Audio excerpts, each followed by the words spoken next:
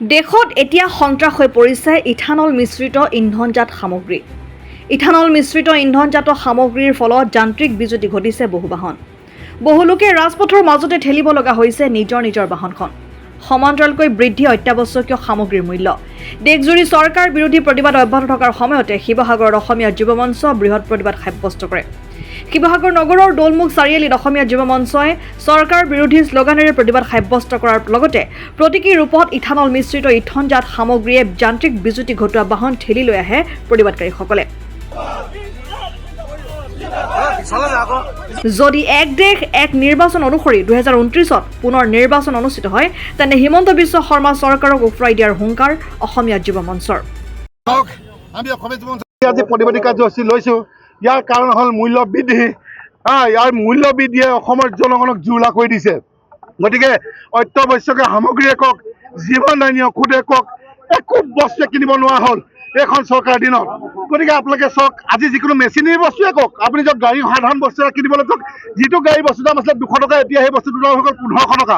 গতিকে এনেধৰণে মানুহক ৰামটাগুন দি আছে, আপোনাক ক'বলৈ ভাষা নাই। আজি আমি গাড়ী ঠেলি আনিবলগীয়া হৈছে। চেঞ্চুৰীৰ ওপৰত তেলৰ মূল্য বৃদ্ধি কৰিলে।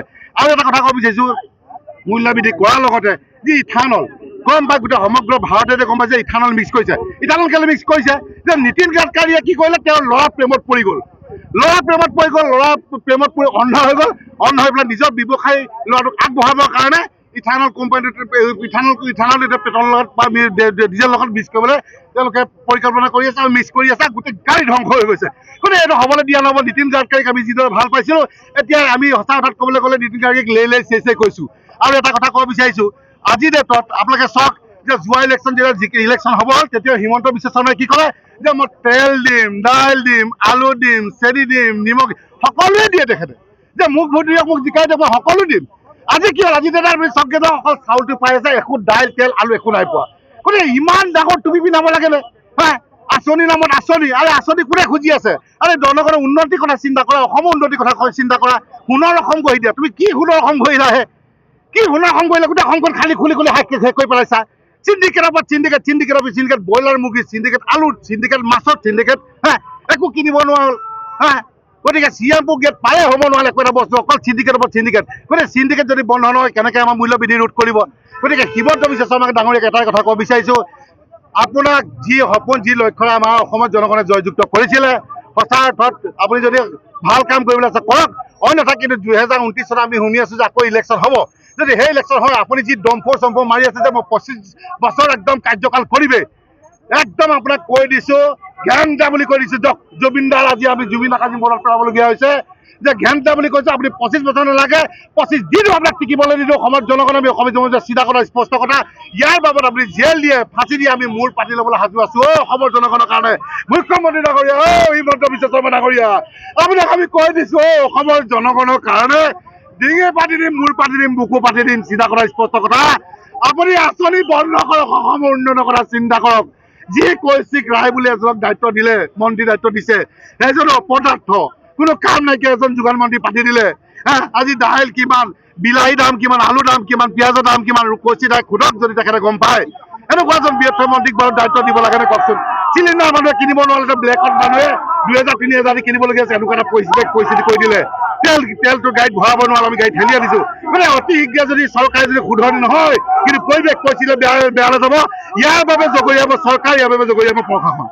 বিজেপি চৰকাৰে মূল্যবৃদ্ধি ৰোধ কৰিম বুলি শাসনৰ ভাৰ দখল কৰিছিল, আৰু সেইখন বিজেপি চৰকাৰে বৰ্তমান অসমীয়া মানুহৰ ওপৰত মূল্যবৃদ্ধিৰ জৰিয়তে ৰামটাঙন ফুটাইছে। অসমীয়া মানুহে এমুঠি ভাত খাবলৈ কক বকাবলগীয়া পৰিৱেশৰ সৃষ্টি হৈছে। আমি প্ৰশ্ন কৰিব বিচাৰিছোঁ সেইসকল মন্ত্ৰী বিধায়কক, যিসকল মন্ত্ৰী বিধায়কে কংগ্ৰেছৰ চৰকাৰ থাকোঁতে তেখেতলোকে মূল্যবৃদ্ধিৰ নামত মন্ত্ৰী বিধায়কসকলে প্ৰতিবাদ সাব্যস্ত কৰিছিল, আৰু এতিয়া বৰ্তমান এই মন্ত্ৰী বিধায়কসকল ক'ত? যে আপোনালোকৰ চৰকাৰৰ দিনত ৰাইজে এমুঠি আহাৰৰ বাবে কক বকাবলগীয়া হৈছে, এমুঠি অন্নৰ বাবে ৰাইজে হতাশত ভুগিবলগীয়া হৈছে। লগতে আমি ক'ব বিচাৰোঁ যে যিসমূহ ইথানেল ব্যৱহাৰ কৰি বৰ্তমান প্ৰতিটো পৰিয়ালে এখন নতুন গাড়ী কিনি প্ৰতিটো পৰিয়াল আচলতে বিপদৰ সন্মুখীন হ'বলগীয়া হৈছে। ৰাজপথত গাড়ী চলাব নোৱাৰাৰ পৰিৱেশৰ সৃষ্টি হৈছে। যিহেতু ৰাইজে অতি হেঁপাহেৰে অশেষ কষ্টৰে গোটাই থকা অৰ্থৰে তেখেতলোকে সপোনৰ এখন গাড়ী ক্ৰয় কৰে, কিন্তু বৰ্তমান এই চৰকাৰৰ এনে ইথানল সংমিশ্ৰণৰ যি তেখেতলোকৰ ব্যৱস্থা, এই ব্যৱস্থাৰ বাবে বৰ্তমান কিন্তু সৰ্বসাধাৰণ ৰাইজে ৰাজপথত গাড়ী চলাব নোৱাৰাৰ পৰিৱেশৰ সৃষ্টি হৈছে। গতিকে আমি চৰকাৰক দাবী জনাইছোঁ অতি শীঘ্ৰে ইথানল সংমিশ্ৰণ বন্ধ কৰি ৰাইজক সকাহ প্ৰদান কৰিবলৈ আমি দাবী উত্থাপন কৰিছোঁ। আজি আমি অসমীয়া যুৱ মঞ্চ শিৱসাগৰ জিলা সমিতিয়ে দলমুখ চাৰিআলিত প্ৰতিবাদ সাব্যস্ত কৰি আমি কেন্দ্ৰীয় ৰাজ্য চৰকাৰক আমি দাবী জনাব বিচাৰিছোঁ যে যি সময়ত আপোনালোকে 2024 চনৰ বিধানসভা নিৰ্বাচনৰ প্ৰাক মুহূৰ্তত জনসাধাৰণক যিখিনি প্ৰতিশ্ৰুতি প্ৰদান কৰিছিলে যে মূল্য বৃদ্ধি বিশেষকৈ ৰোধ কৰিম, কিন্তু আজিৰ তাৰিখত আমাৰ চৰকাৰখনে শাসনলৈ আহিয়ে অত্যাৱশ্যকীয় সামগ্ৰী, পেট্ৰলজাত সামগ্ৰী, জীৱনদায়িনী ঔষধৰ মূল্য বৃদ্ধি কৰি আৰু ইয়াৰ সমান্তৰালকৈ সন্দেহজনক নাগৰিকক বহিষ্কাৰ কৰা যি আচলতে প্ৰতিশ্ৰুতি প্ৰদান কৰিছিলে, এই সম্পূৰ্ণ প্ৰতিশ্ৰুতি তেওঁলোকে পালন কৰাত চূড়ান্তভাৱে ব্যৰ্থ হৈছে। গতিকে আমি অসম চৰকাৰ এই যিটো গুৰুত্বপূৰ্ণ যোগান বিভাগ, এই বিভাগৰ চূড়ান্ত আচলতে তেওঁলোকৰ যি হেমাহি, এই হেমাহি কাৰ্যক আমি অসমীয়া যুৱ মঞ্চে তীব্ৰ ভাষাৰে গৰিহণা দিছোঁ।